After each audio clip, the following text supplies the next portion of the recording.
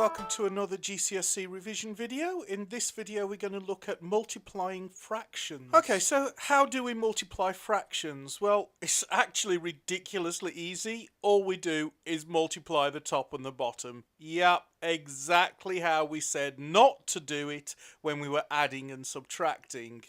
Okay, that doesn't make sense.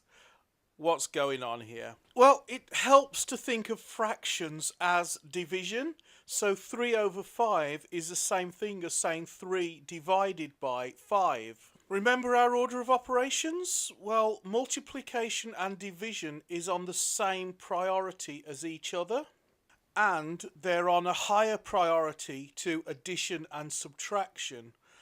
And since division is on a higher priority than addition and subtraction, we can't add and subtract fractions the same way we would multiply and divide fractions. Since multiplication and division are on the same priority, 2 over 3 times 4 over 5 can be thought of as 2 divided by 3 multiplied by 4 divided by 5. So to some extent it doesn't matter which order we do it in. If we look at, say, 6 divided by 3 times 2, we take our 6 and we split it into 3 groups of 2 each, because 6 divided by 3 is 2. And then if we multiply that 2 by 2, we're going to end up with 4.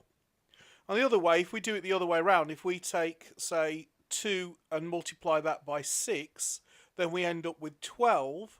And if we divide that by 3, we still end up with the same 4. This means we can rearrange 2 over 3 times 4 over 5, which instead of being 2 divided by 3 times 4 divided by 5, it can be 2 times 4 divided by 3 divided by 5. This is because multiplication is said to be associative, and that's a good word you can use to impress your teacher if you want to show off. It basically means that if we're multiplying C by A times B, that's the same thing as multiplying A by B times C. But be careful, because division is not associative. 6 divided by 3 all divided by 2 is not the same as 6 divided by all of 3 divided by 2.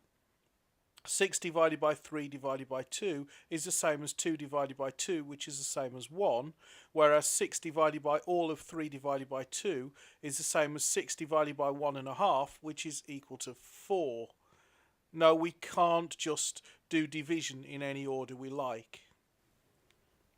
However, there is good news. If we are going to divide by the 3 and then divide by the 2, what we can do is group the 3 and the 2 together by changing the division into a multiplication. So 6 divided by 3 divided by 2 is the same as 6 divided by all of 3 times 2. So 6 divided by 3 divided by 2 is the same as 2 divided by 2, which is the same as 1. And 6 divided by all of 3 times 2 is the same as 6 divided by 6, which is equal to 1. So this means that 2 over 3 times 4 over 5 can actually be rewritten as 2 times 4 divided by 3 times 5.